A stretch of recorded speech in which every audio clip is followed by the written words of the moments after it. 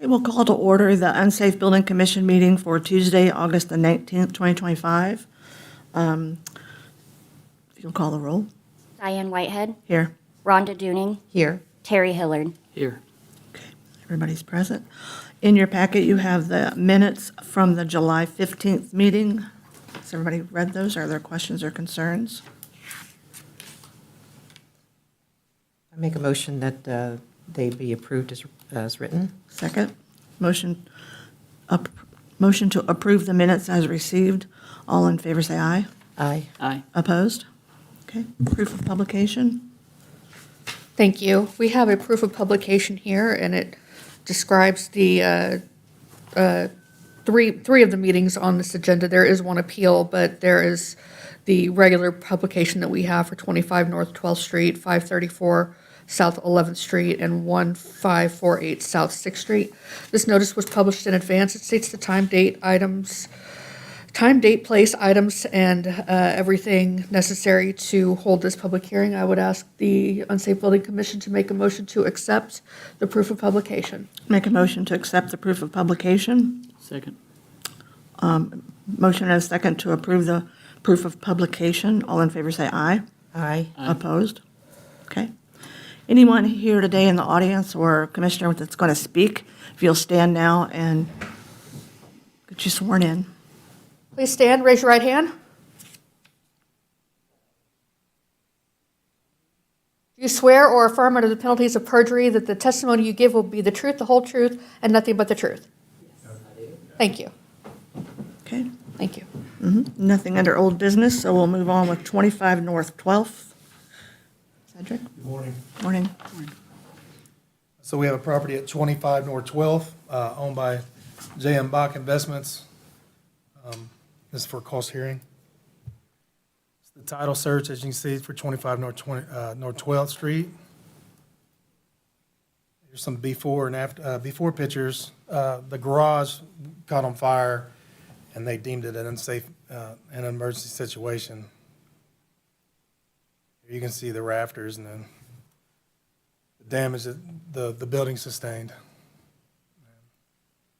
And then this is the after pictures when they tore it down. This is what it looks like with the straw and seed. Here's the contract with the amount highlighted, right here, and then the total was for $6,998. What was that total? $698, but that's with the administrative cost. The grand total will be $8,738. We are asking the Unsafe Building Commission to make a motion to affirm the cost of $8,738 for the emergency demolition of the garage located at 25 North 12th Street. Is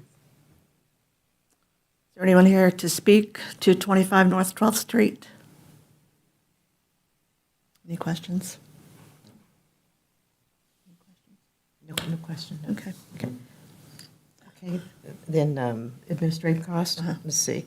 I make a motion to affirm and acknowledge administrative lien cost applied to the property located at 25 North 12th Street in Richmond, Indiana, owned by J.M. Bank Investment Company as the current owner of this premises. In the amount of $8,738. Second. It's been a motion and a second to approve the cost hearing for the property located at 25 North 12th. All in favor, say aye. Aye. Opposed? Okay. Moving on, 534 South 11th Street. This was a cleanup, emergency cleanup board and seal. The deeded owner is Hussein Nizamal. This is the title showing 534 South 11th Street. These are some before pictures at the front of the east. This is the north side where the electric was taken out by RP&L. So there was no electric. Here's some before pics, shows the trash and debris, the gasoline and containers, and then the generator that they was running for the electric. Some more trash and debris and some vehicles that had to be towed. That's in the west side, rear.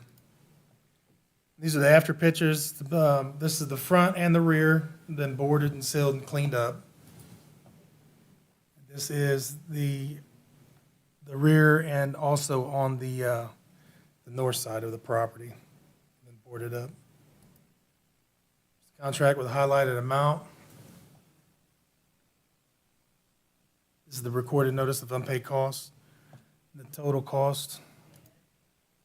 We are asking the Unsafe Building Commission to make a motion to affirm the cost in total of $2,490 for the emergency cleanup board and seal of the property located at 534 South 11th Street. Anyone in the audience here to speak to 534 South 11th Street? Okay. Any questions? Make a motion to affirm and acknowledge the administrative lien costs to be applied to the property located at 534 South 11th Street, owned by Mr. Hussein as the current owner of the premises. Second. Been a motion and a second to approve the cost hearing for 534 South 11th. All in favor, say aye. Aye. Opposed? Motion carried. Okay, 1548 South 6th Street. 1548 South 6th Street was also an emergency cleanup board and seal owned by Donald Ballinger and Brian Ballinger out of Winchester. There's a title search stating it's in fact 1548 South 6th. Here's some before pictures. There's the front of the house, there's a window broken. There's some glass on the walkway. There's a lot more pictures than this, but I did that on my other presentations. So a lot of glass on the property. The property was damaged, and there was unsecured doors and glass all over the property, trash and debris, unsecure buildings. These are the after pictures. The front of the building, which is on the east side, and the south side windows were sealed, which I think just about all the windows were knocked out. And then the garage in the rear was cleaned up and boarded and sealed also. This one actually had two contractors. The one contractor had to be replaced because his father passed away.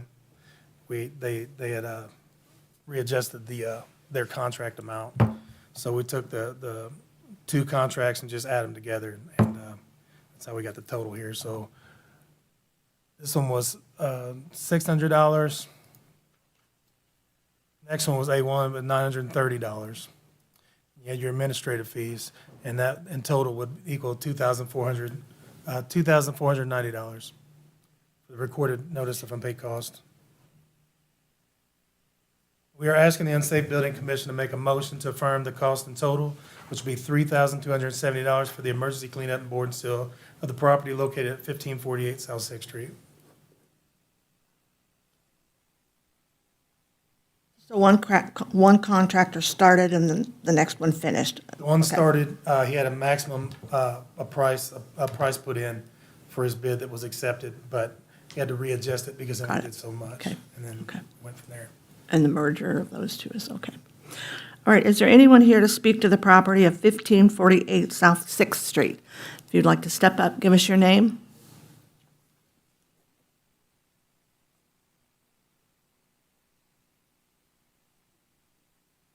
My name is Betty Johnson.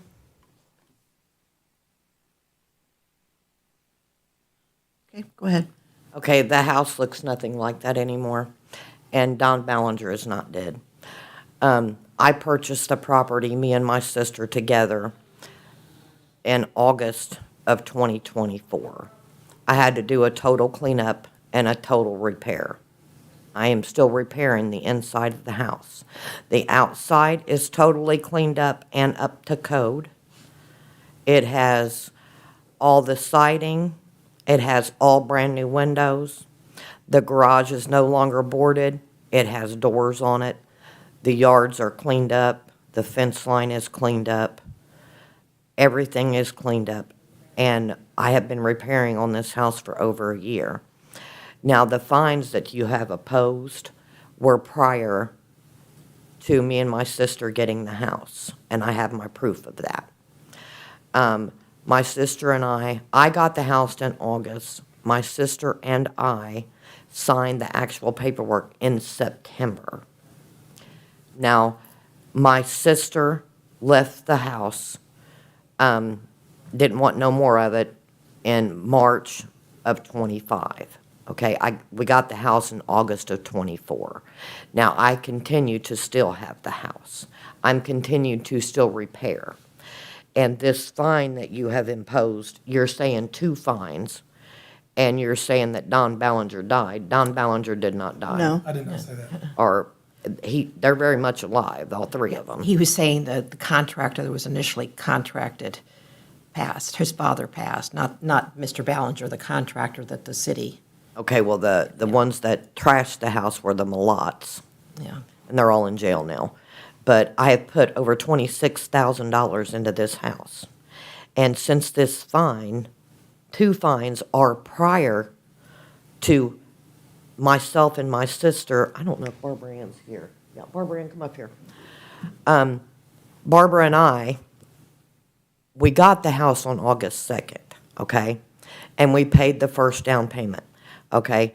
Now, on September 3rd, we got our contracts, and it's signed and filed.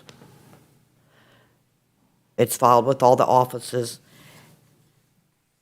And then Barbara left at the end of March of this year. And then I'm continuing to still fight for this house. I'm repairing it. One day it's going to be my home. Okay. My problem is on this paperwork you sent me, says that if Brian or Don does not pay this fine, that you are going to attach it to the November taxes.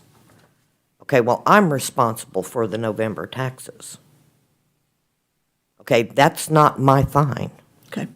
And I don't see how I should be able to pay a fine that was months prior to myself getting the property. Brian and Don should be held accountable for their fines.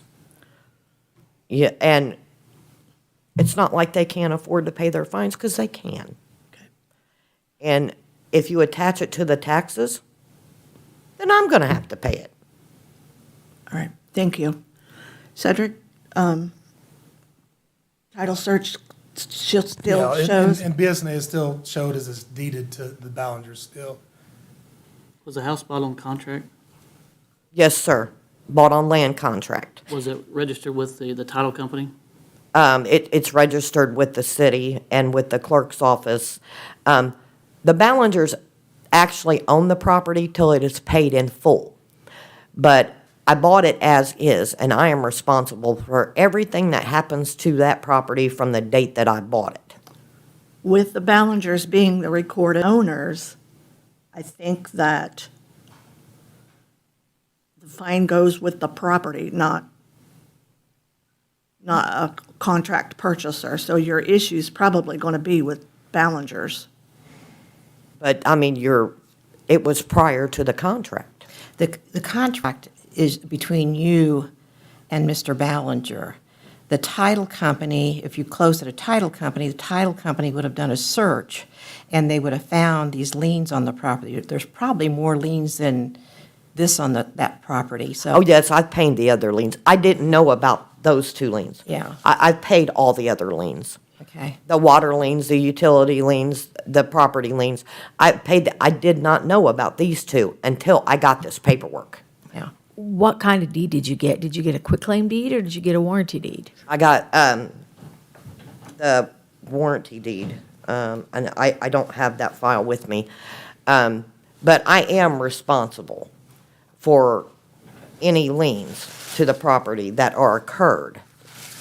But I got this paperwork today, well, for this court hearing today, and I know if I didn't show, it was automatically going to be to me.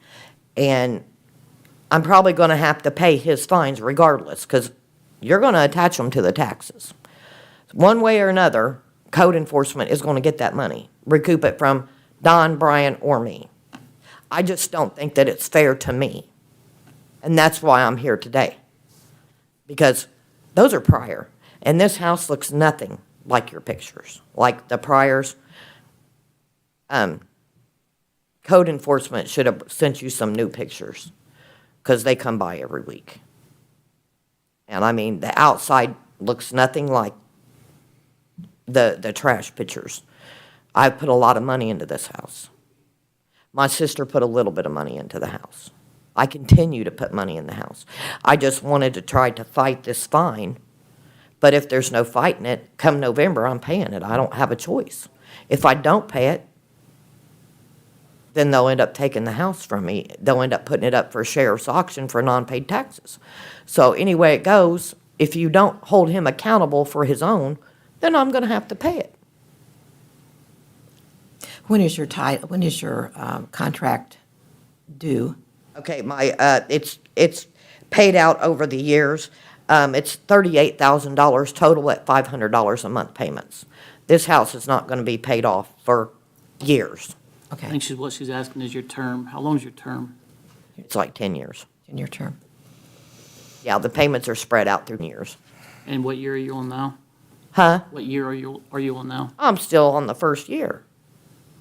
Well, no, I'm going into the second year because we just had it, because we got the house on August 2nd of 2024. We actually signed the contracts on September 3rd of 2024. And so we're over a month and a year. I just don't feel like this fine is mine. I feel like he should be made to pay it. But, I mean, if it's not paid, you're going to put it on the taxes, then I'm going to have to pay it anyways. Well, we're all in agreement with you probably on that point. We have, every month, we have several properties of Mr. Ballinger. Yeah. So- Oh, he stuck me on this property, trust me. Well, I applaud you for your efforts and taking care of this property and the care you're taking to your neighborhood, because that's important to the other homeowners as well as you and your property values. So I don't know if there's something we can do as a committee, or we'd have to, this is an unusual circumstance. I don't know. Kim, So- our issue is with, Yeah. What, and I want you to finish your statement because I want to make sure that I'm understanding everybody's Well- thoughts on this. the property is recorded as owner Ballinger's. Okay. That is the only, I understand that you're purchasing on contract, but you will not be a recorded owner until your contract is paid in full. So the only recourse that the code enforcement office had was to look at the property records and then send the fines to the recorded property owner. Unfortunately, you've purchased the property that has fines attached to it. We agree with you. You shouldn't have to pay them, but the procedure is the fine goes to the recorded property owner, and that happens to be Ballinger's. And the code does say that we are legally required to serve notice on contract purchasers. So that is why they receive notice of these things. Now, the argument that they're not responsible for anything taken after their contract, that's in opposition to Indiana State Code 367926, which says that, if you're taking an interest, a legal property interest, it may not be a fee simple interest, but if you're taking a property interest in a property and it's maybe derelict or got some issues going on, then you are holding yourself out to be also jointly and severally liable for these. So while you may agree in somewhat principle that it's a difficult situation, I've even had a situation, and I don't remember the gentleman's name and I don't remember the actual property address, but a gentleman has been calling the law department because the lien was already filed a year and a half ago. And I've sent him 2 letters saying, you may very well have recourse against the Ballingers, because it was a prior owner was the Ballingers. You may very well have recourse, but I cannot help you with that. This is what this law says. You're going to want to talk to a private attorney. And in this situation, it's a little bit different because it is a contract purchaser, but we've got state code that says, hey, if you're going to attach this lien, you have to notify this property owner. Now, whether you guys want to work on, either the amount or whether you want to kick it back to the administration to have them work on some kind of a payment plan, that would be within your discretion. But that's not something I'm going to say is a good idea or a bad idea from a policy perspective. We have had maybe 2 situations, I don't know if staff can help me out on this, we've had maybe 1 or 2 situations where Derek, as the former department head, or the current department head, had entered into a private agreement where they agree to make payments on the underlying value. But again, that's not something that is a common occurrence. I have one thing to ask. The property is now on contract, land contract to myself. My sister is no longer on the contract, but the paperwork that you sent to her has her name on it too. I ask that you not put my sister where she has to pay any part of this fine because she no longer has any part in the house, and I don't want her to have to pay any kind of fine. Was that update to the contract recorded with the recorder's office? Yes. When? 5/30/25.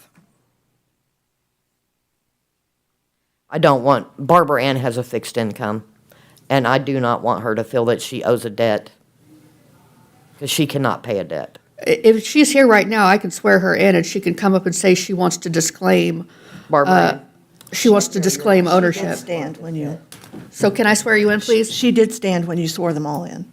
Did you get sworn Yes. in? Okay, thank you. come up here. So you're disclaiming ownership interest in the property?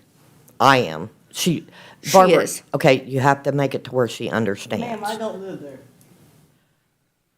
So you do not claim ownership to 1548 I'm South I Sixth? do not live there. You're not on there, Barb. You've been taken off there for months. And is your name Barb? Yes, I'm Okay. Barbara. Okay. Do you want, you have to make her understand. Barb, do you want to be responsible for any part of this fine, or do you want to walk away from it? I would like to walk away, I don't live there. Okay. I think the board understands that. She's MMR. I mean, she doesn't understand. I live at 1411 South I Place. We understand. I live with Michael Johnson. Okay, Okay, thank you. thank you. So I can leave her name off of any paperwork, but again, I want to make sure you guys understand Okay, the legalities versus the policy decisions of any arrangements you want to make. She lives off of $967 a month. She can barely get by. She cannot afford any kind of a fine. That's why if the fine is still imposed, that you impose it on me and not her.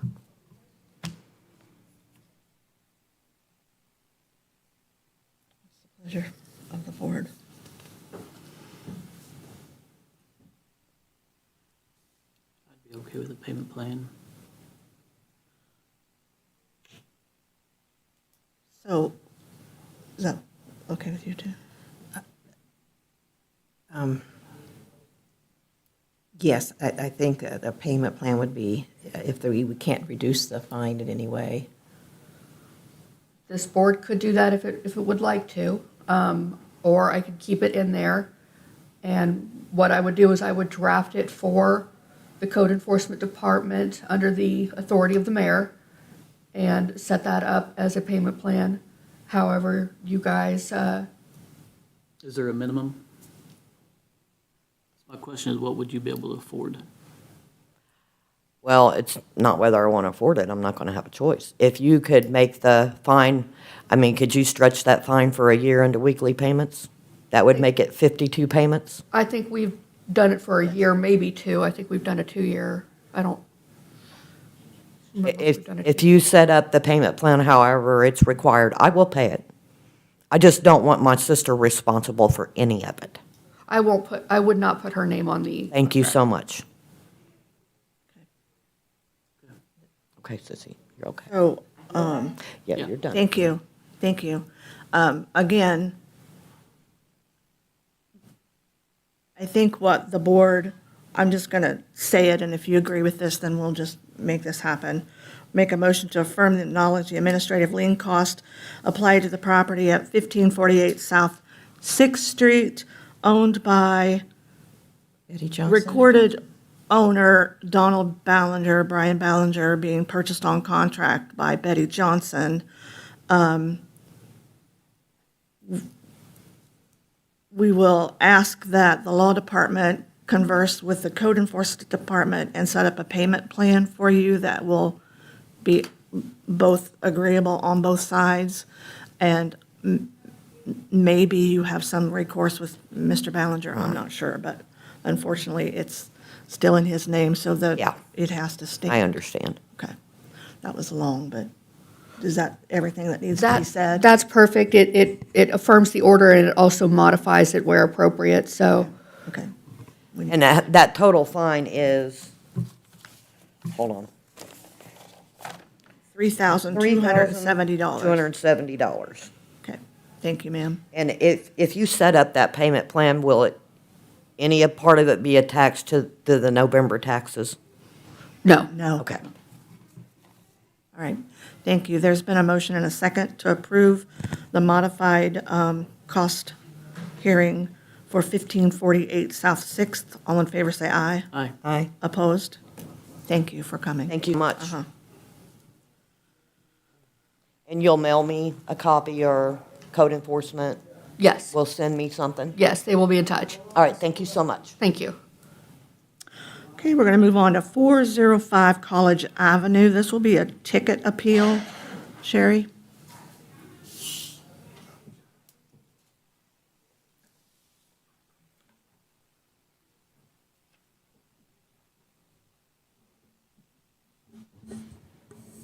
Sherry Ritchie, Code Enforcement Department.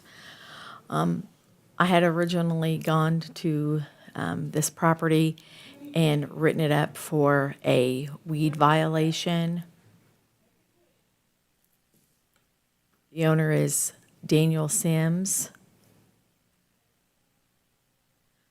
I would like to provide some historical context regarding the property in question. We've had a few inspectors visit the property since May of 2021, and their observations, along with other records, indicate a consistent state. To illustrate this, I will be presenting some past photos that clearly demonstrate the property's appearance has remained largely unchanged over the past 5 years. Additionally, it's worth noting that there have been a few violation enforcement letters sent to this property over the same 5-year period. So these are pictures from back in 2021 where you can see that the grass was not in compliance, along with the shrubs, and also this area here. And here was the letter that was sent out by a previous inspector back on May 6th of 2021.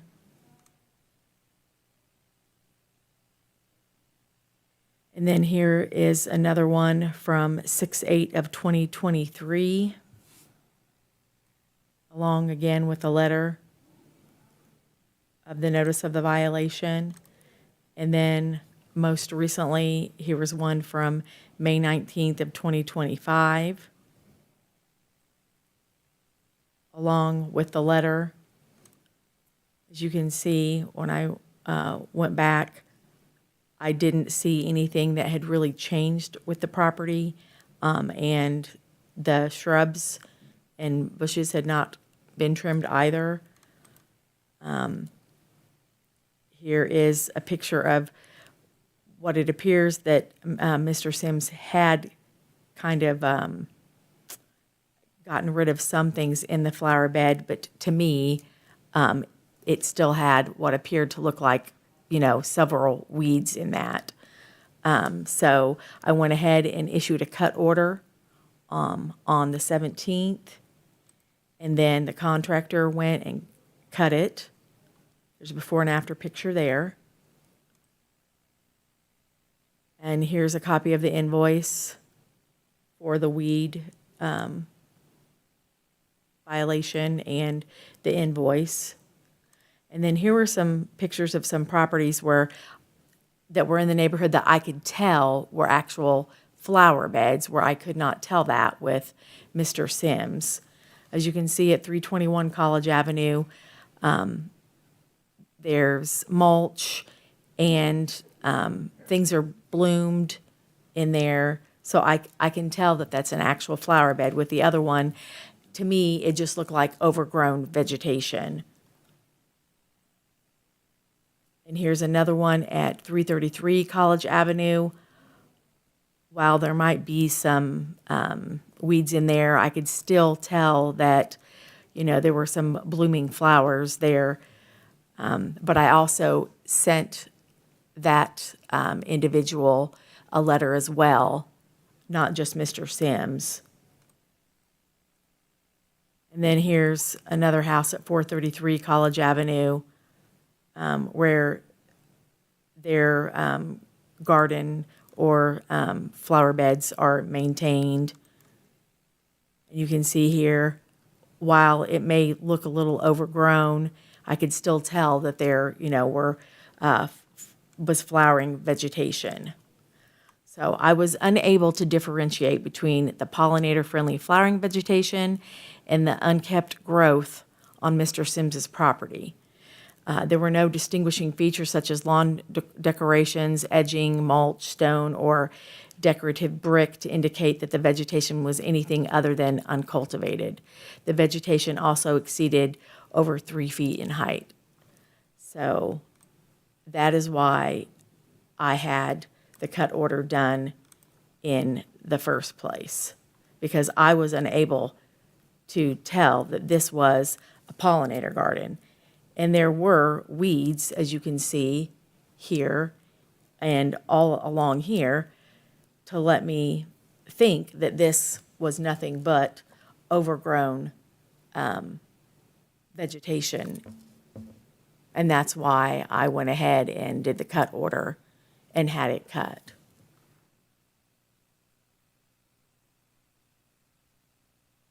Do you guys have any questions for me about this property? Had you gotten any neighbor complaints or?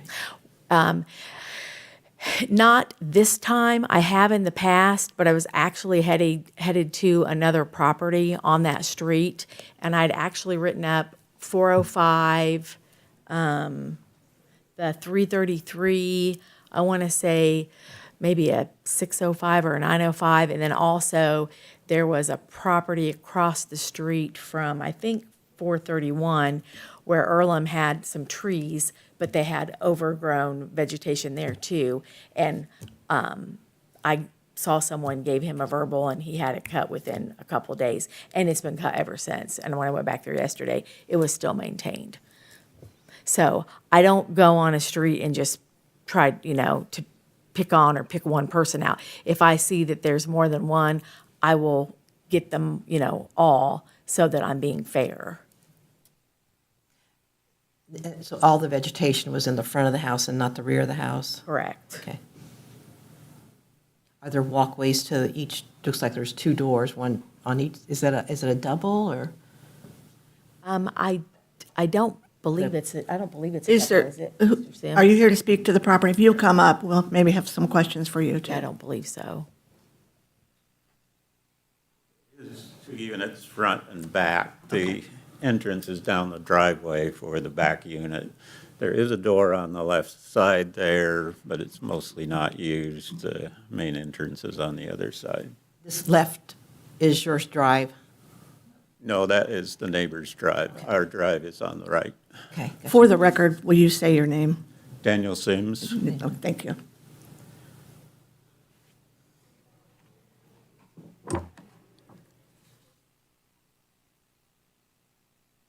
So Mr. Sims, how do you access the house? Is it that side porch or where we can't see the other porch? So that. The access that's mostly used is where she's referring to the bushes being overgrown. Right there. And yes, I did have a notice prior that mentioned that. This current one did not mention that, so I had not pruned this one at that time. When I asked her, Sherry, about why that was a problem, she said it was for access, that it not be blocking the entrance, but you can't see it, but behind there, there's a railing, and it is trimmed up to that railing, so the access is not impeded by that. The height, I guess, is the issue, but And I'm not allowed to actually go up there on the property. But the fire department asked that if we see overgrown trees and shrubs, if we could ask people to trim that, because sometimes it makes it hard for them to get in there if they have to, have a stretcher or take somebody out. So that's why I asked for that to be trimmed.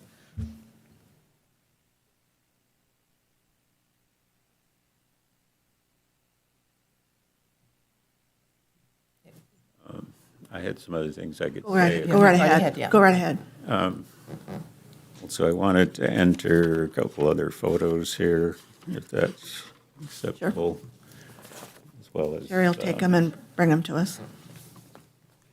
These are some copies of what I was going to say today, and these are before and after photos to show the weeds that I did remove from those front beds.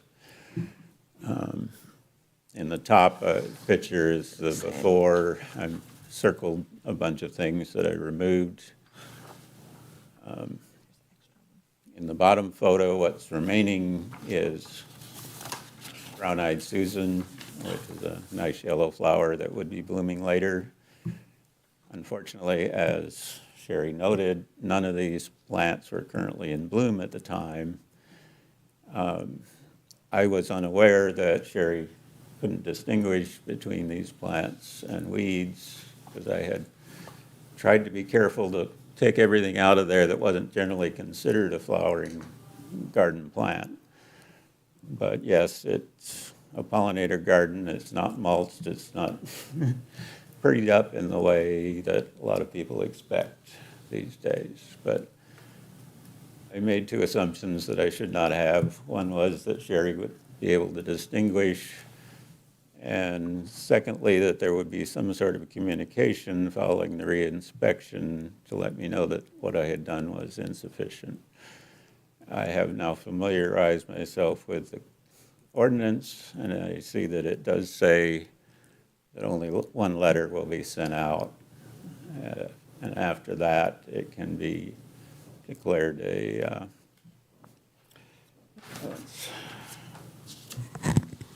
continuing abatement issue. What I was unclear in the ordinance was when that, getting the proper term, the continuing abatement notice would be put out, and whether it was required by the ordinance that such a notice be put out, because I have never gotten anything posted on the property. I was expecting there to be some sort of notice posted after the reinspection to let me know that what I had done was not sufficient, but there was not.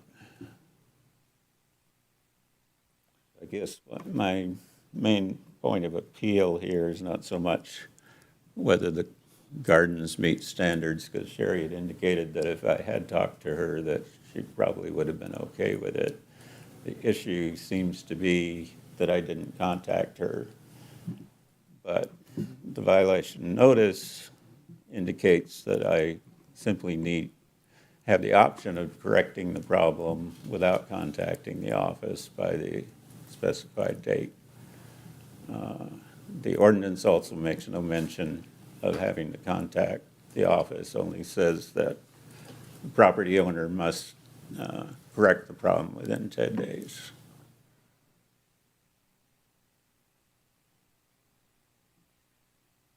And was it done within the 10-day time period, or no?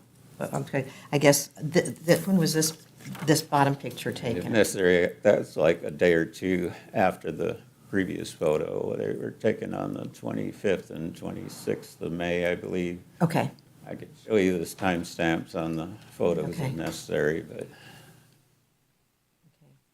and you received your first letter in May? This, Yeah, so like it was right May after this. that she 23rd or was- 24th, shortly before those photos were taken. That's when I was working on it. Yeah, I still wouldn't have, I still would not have been able to recognize that regardless.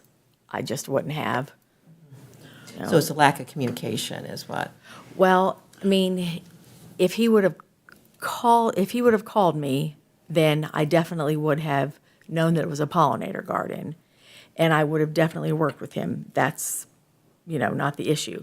His thing is that he didn't think that there was an issue, so therefore he didn't think he needed to contact me, And your contact information is on the letter? Yes. The code enforcement number is on the letter, and then Sienna transfers that to the inspector. And how much is the fine?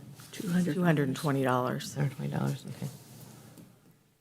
I note there, that may not seem like much money compared to what we were just talking about, but Sure. we don't make a lot of money off these rentals, and it still is a substantial sum.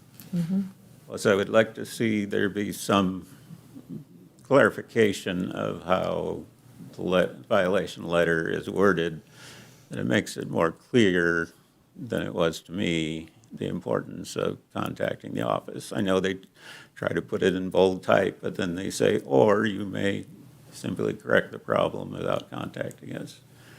And I was unaware, first, that she would not be able to determine that these were flower plants, and secondly, that there would not be any further communication if she determined that it was insufficient.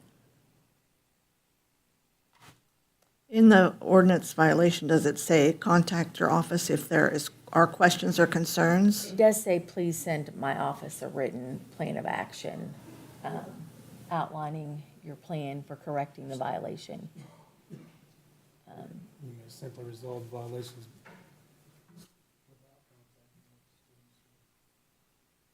It says, for correcting the actions, including a detailed timeline with the date you plan to have it corrected.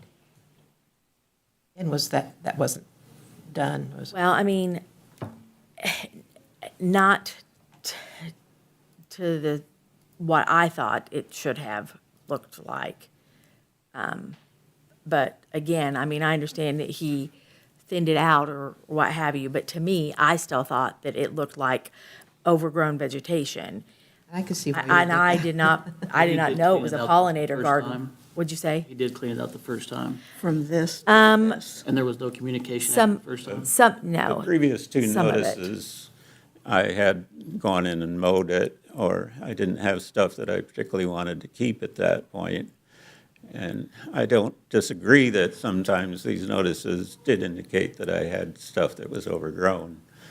The previous two times, I simply got it cut down, and I didn't contact her at that point That's where I'm either, but confused then at. there was no further consequence, so I still didn't know that the procedure was there would be no further contact if they were going to mow it. That's where I'm confused at. So after the first time, you took it out, and then there was no communication to verify that it was taken out? No, he did not contact me to tell me anything. I just went back by to do an inspection, and I could not see that much of a change at all. I think you're talking Yeah, but prior. that's. Talking about the prior that's what he- notice. Prior. He didn't tear down the flowers, is what I'm saying. Um, So he took out the weeds, just not the flowers. right. I'm sorry, say that again. So he took out the weeds, but just not the flowers, so he. he weed- Correct. Yes, according Like he was supposed to, but. he just according to didn't him, get the yes. But I can't tell that those were flowers. I Right. wouldn't have a clue. But yes, that's what, yeah. But he's still also, I wanted the shrubs trimmed too, and that wasn't done. I didn't feel either. Is there a reason why the shrubs weren't taken care of? I wasn't aware that that was an issue at this point, because it wasn't noted in the violation notice the way it had been previously. There was a time, one of the previous notices did request that the shrubs be trimmed back. The current notice only in the photos highlights Oh. that front area of flower bed. That was my interpretation anyway. 'Cause it just talked about overgrown weeds. So let's see. Weeds and other rank vegetation over 8 inches, which I interpreted as the pollinator garden. Since I'm not familiar with that, I have been kind of driving around looking at properties that have similar type of issues, and they seem to all have boundaries of some kind. They're not evasive to the neighbors or so that, I as mean, this opposed is to an It overgrown. has a concrete wall in the front, and it's bounded by the sidewalk on the other side. There's the lawn in the park area there, and there's a lawn on the side that's obviously grass and was mowed properly. There's no grass visible in that, so how you could just assume that this was an extension of the lawn that wasn't mowed would be hard to do.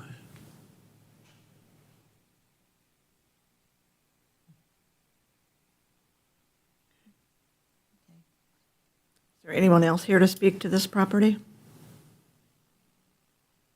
Go ahead. Come on up. She did not get sworn in. She needs sworn at. Oh, I thought you said she did not show up this morning. I was like, No, she was here. She just didn't. do you swear or affirm under the penalties of perjury that the testimony you give will be the truth, the whole truth, and nothing but the truth? Thank you. And what was your name, ma'am? Janet. Janet. Okay. I feel like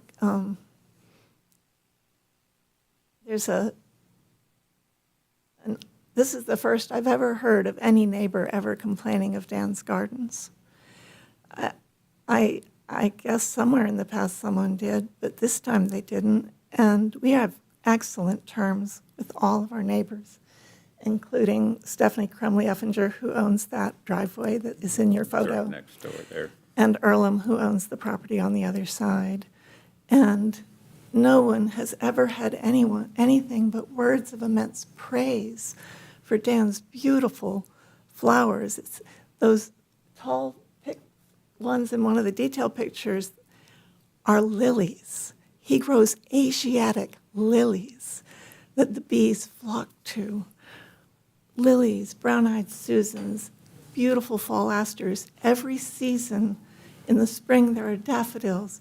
Every season, another flower comes along. Right, those other leaves in the photos you got on the bottom are the daffodil leaves that are in the process of dying down. And You have to allow bulbs to die down That's part to of the feed reason. the bulb. I hadn't cleared that out at this point, because I was waiting for those to die down, and then I could get in there more So easily. in short, no one has ever complained to us about these beautiful flowers he grows, ever. And he has a very naturalistic approach to a garden. It's true, we don't do mulch, we don't do cute little stick figures, we don't do any of that. But we have more insects in our garden than you can possibly imagine. And it's gone. Yeah, The mowing just, those plants do not come back once they've been mowed like that. not this year Not anyway. this year, it'll take years. So at this stage, not only has the neighborhood lost a beautiful yard that neighbors appreciated, but Dan has lost a garden that his parents worked on for 50 years before he had it.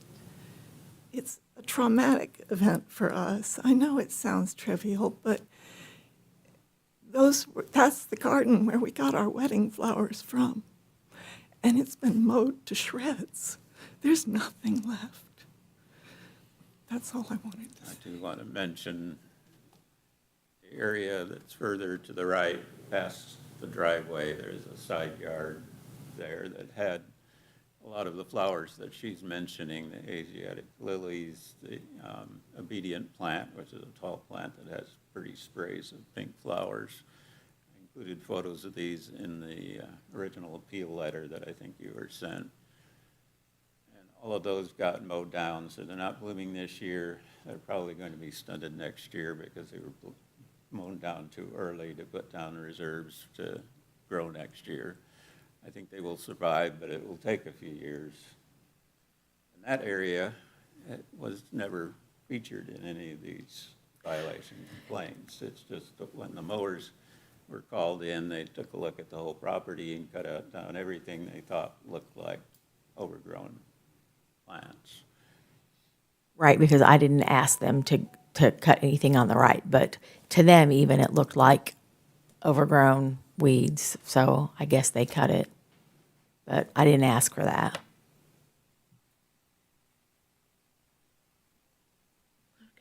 I guess what I keep noticing is, because of my profession, and I have driven by the property, is the care to the structure as well. I think if a property is well-maintained, when you have a garden like that, and the rest of the property is maintained likewise, your thought process on how you look at the aesthetics of the whole area is different. And none of that looks aesthetically pleasing right now. So, yeah, because I'm seeing a fallen down porch, I'm seeing peeling paint, I'm seeing overgrown hedges. I don't know, I just see a kind of a rundown building that's been,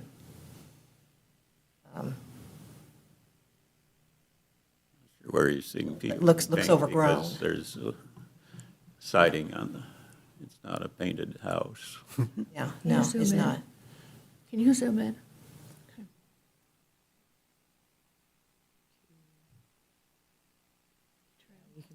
There. Yeah, See, and I'd even, I agree, there's an issue there that needs to be corrected. yeah, there's, and then, I think that would solve a lot of the issues. And then the properties that I look at that have a pollinator garden the properties are well maintained.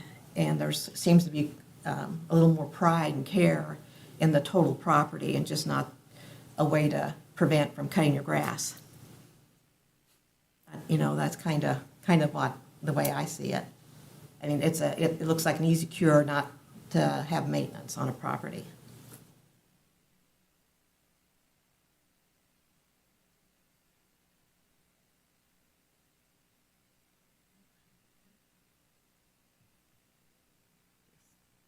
you can, I think there's, I don't know what that is, if that's a screen, I'm not sure what that is right there. College Avenue is just a beautiful little area. It is. And I think if, you want to maintain the pride of the neighborhood and things with beautiful gardens and stuff, I think that's wonderful. But I think aesthetically has to all make sense. Yeah, and that was the only reason why I, did the cut order, because I couldn't tell a difference. And you also have to understand that when we go out, sometimes people will do part of something and not the other, or not the whole entire thing. So, it's a common thing, but I couldn't tell enough of a difference. And like I said, the person, I want to say it was at 333, they actually, got a hold of me and said, hey, I know this kind of looks unattractive. I'll get out there and pull some of that stuff. But I could still tell, I could still see something that had flowered. I didn't see anything here.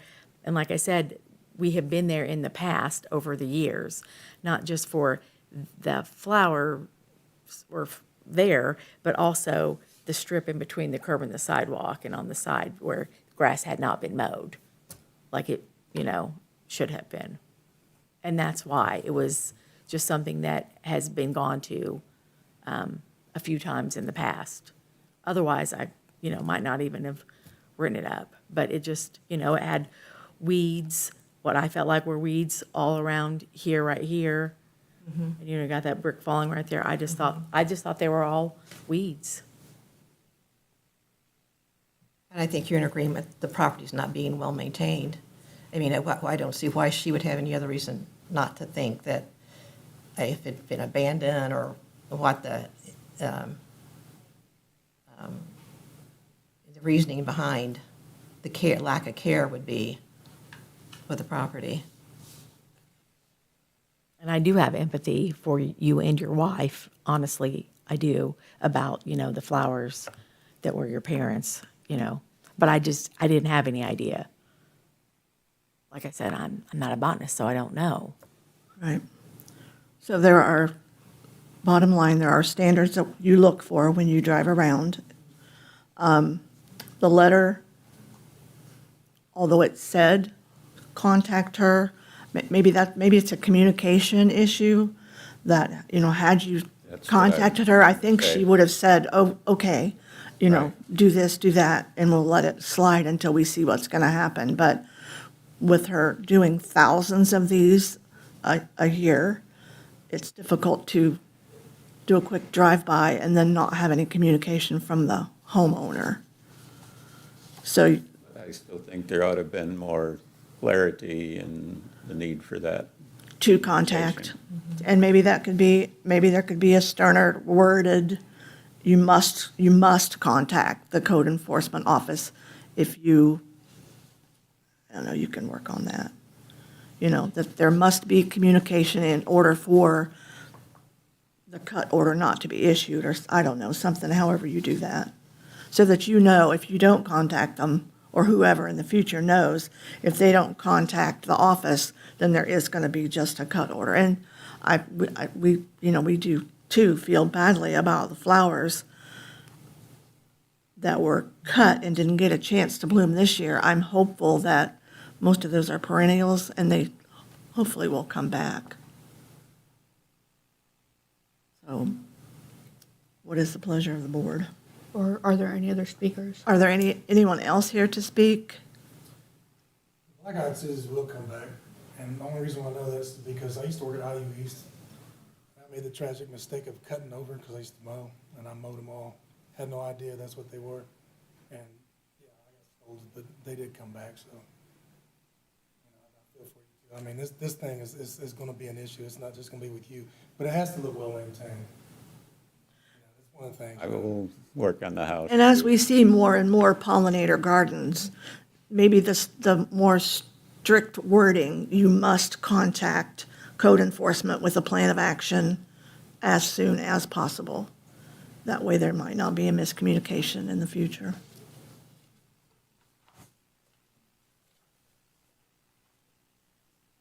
Is there any chance of getting the fee waived or at least reduced? I doubt we could waive it because contractors need to be paid. We could probably do a payment plan like we did the one before and stretch it out for you. It's not But really an that's not- issue. I mean, I have reserves. I just Correct. don't like to use them up if I don't have Yeah. to. I'm in agreement with that. The contractors had to be paid, and